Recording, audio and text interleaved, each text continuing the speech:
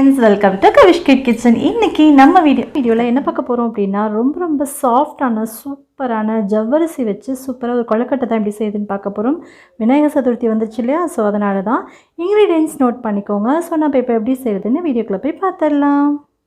So நார்மலாக நம்ம வந்து அரிசி மாவில் தான் செய்வோம். நிறைய அரிசி மாவில், பச்சரிசி மாவில், புழுங்கரிசி மாவில் செய்த கொழுக்கட்டை எல்லாமே வீடியோ போட்டிருக்கேன். கீழே டிஸ்கிரிப்ஷன் லிங்க் இருக்குது, செக் அவுட் பண்ணிக்கோங்க. இன்றைக்கி நம்ம ஜவ்வரிசி வச்சு சூப்பராக செய்யலாம் டிஃப்ரெண்ட்டாக. ஸோ ஜவ்வரிசி பார்த்திங்க அப்படின்னா மாவு ஜவ்வரிசின்னு சொல்லி கடையில் கிடைக்கும். ஸோ அதுவே வாங்கிக்கோங்க. ஒரு 200 கிராம் அளவுக்கு கொஞ்சமாக உப்பு சேர்த்துட்டு அது கூட தண்ணி சேர்த்து ஒரு ஓவர் நைட் ஊற வச்சுருங்க. ஸோ நல்லா ஊறிச்சு அப்படின்னா தான் மாவு நல்லாவே சாஃப்டாக கிடைக்கும். ஸோ அதுக்காக வேண்டி தண்ணி வந்து உங்களுக்கு ஊற வைக்க எவ்வளோ தேவையோ அந்த அளவுக்கு சேர்த்து ஊற வச்சுக்கோங்க ஒரு ஓவர் நைட். ஓகே, அது ஒரு பக்கம் ஊறியாச்சு. இப்போ நம்ம கொழுக்கட்டைக்கு தேவையான பூர்ணம் வந்து ரெடி பண்ணலாம். இன்றைக்கி வந்து தேங்காய் பூர்ணம் தான் செய்ய போகிறோம். ஸோ தேங்காய் வந்துட்டு பின்னாடி உள்ள பிளாக்கெல்லாம் நீக்கிட்டு ஒரு மிக்ஸி ஜாரில் சேர்த்துட்டு கொஞ்சம் கொரப்பாக அரைச்சி எடுத்துக்கலாம். பூர்ணத்துக்கு இப்படி இருந்தால் தான் நல்லாயிருக்கும். ஆல்ரெடி நம்ம சேனலில் பருப்பு பூரணம் எப்படி செய்யணும் அப்படின்னு சொல்லி போட்டிருக்கேன். ஸோ ஆல்ரெடி நம்ம சேனலில் நிறைய கொழுக்கட்டை ரெசிபிஸ் போட்டிருக்கேன். அதோட பிளேலிஸ்ட் லிங்க் கீழே டிஸ்கிரிப்ஷனில் இருக்குது, செக் அவுட் பண்ணிக்கோங்க. ஸோ இப்போ பார்த்தீங்கன்னா அந்த தேங்காவெல்லாம் ஒரு பவுலில் மாற்றிட்டு ஒரு 1/2 கப் அளவுக்கு சுகர் அதுலேயும் கொஞ்சம் குறைவாக சேர்த்துக்கோங்க. உங்களுடைய இனிப்புக்கு ஏற்றவாறு சேர்த்துக்கோங்க. இதுக்கு பதிலாக நீங்கள் நாட்டு சர்க்கரை கூட சேர்த்துக்கலாம். இதில் கூடவே ஒரு 1/2 ஸ்பூன் அளவுக்கு ஏலக்காய் தூள் சேர்த்துக்கோங்க, நல்ல வாசனையாக இருக்கும். ஸோ சேர்த்துட்டு இதை நல்லா மிக்ஸ் பண்ணிக்கலாம். இந்த பூரணத்துக்கு பதிலாக நீங்கள் பருப்பு பூரணமும் வச்சு இதில் செய்யலாம். நான் ஏற்கனவே சொன்ன மாதிரி பருப்பு பூரணம் மட்டுமே எப்படி செய்யணும் அப்படின்ற வீடியோவும் நான் போஸ்ட் பண்ணியிருக்கேன். அதோடைய லிங்க்குமே கீழே டிஸ்கிரிப்ஷனில் இருக்குது, செக் அவுட் பண்ணி பாருங்கள். ஓகே, அனைவருக்கும் இனிய விநாயகர் சதுர்த்தி நல்வாழ்த்துக்கள். விநாயகர் சதுர்த்தி வந்தாச்சு இல்லையா, ஸோ அதனால் போன வருஷம் எடுத்து வச்சுருந்த அச்சு இது எல்லாத்தையுமே பத்திரப்படுத்தி வச்சுருந்தது எல்லாத்தையுமே தூசி தட்டி எடுத்து தொடச்சி கழுவி வச்சாச்சு.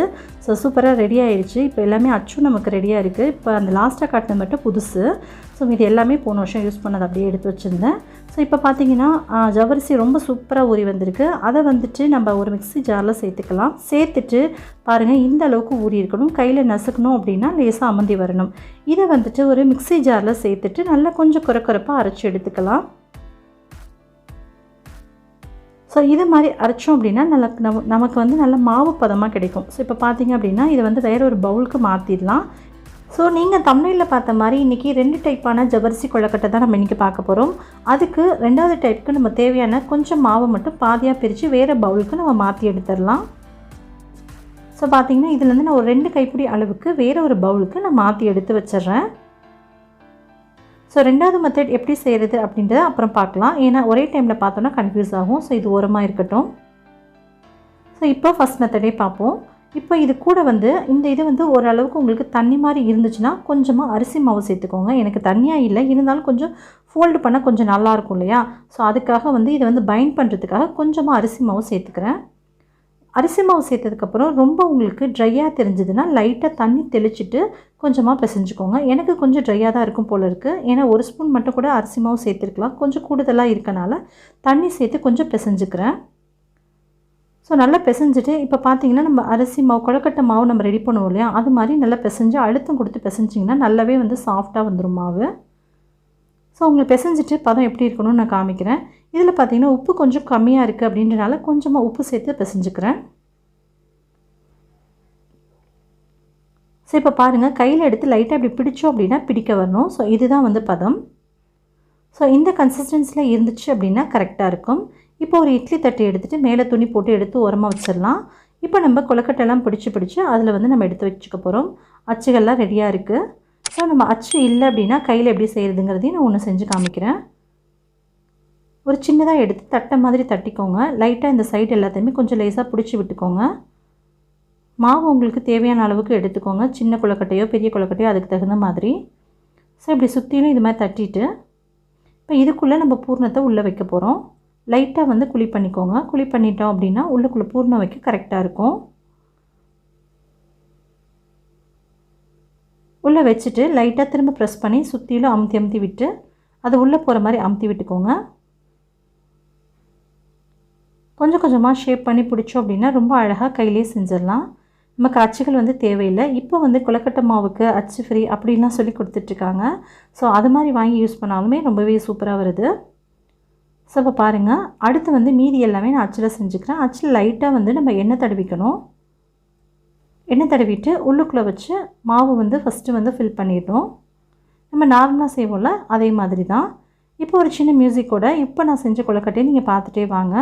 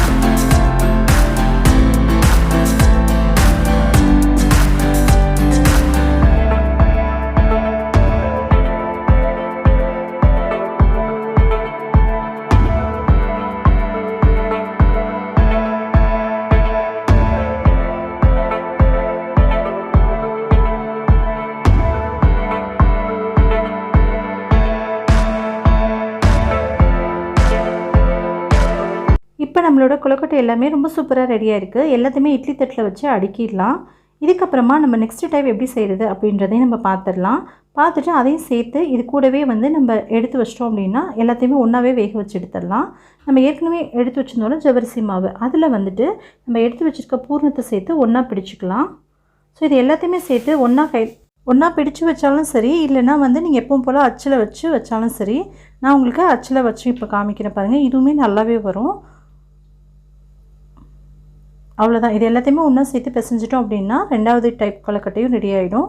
இப்போ பார்த்தீங்கன்னா அச்சில் வந்து நான் லைட்டாக எண்ணெய் தடவிருக்கேன். நீங்கள் வந்துட்டு நெய் தடவிக்கலாம், அப்படி இல்லைனா தேங்காய் எண்ணெய் தடவிக்கோங்க.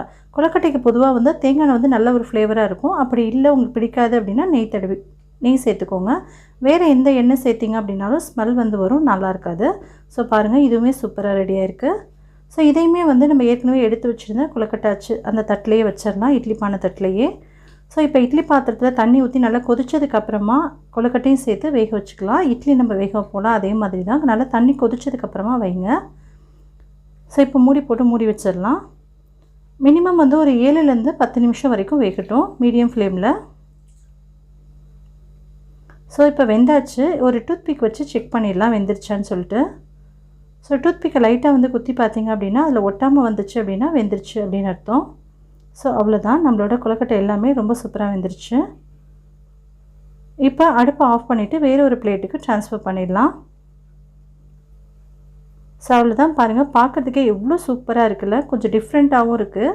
ஸோ எப்போவுமே நம்ம அரிசி மாவில் தான் செய்வோம், புழுங்கல் அரிசி இல்லைனா பச்சரிசியில் செய்வோம். இந்த தடவை வந்து நம்ம ஜவ்வரிசியில் செஞ்சுருக்கோம்.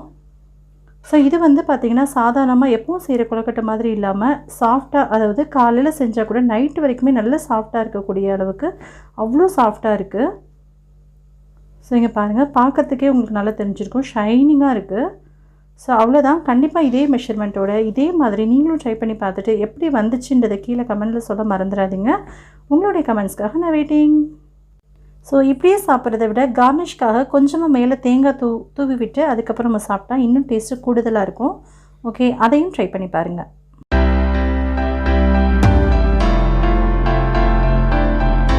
ஓகே, இதை டேஸ்ட் பண்ணி பார்த்துடலாம்.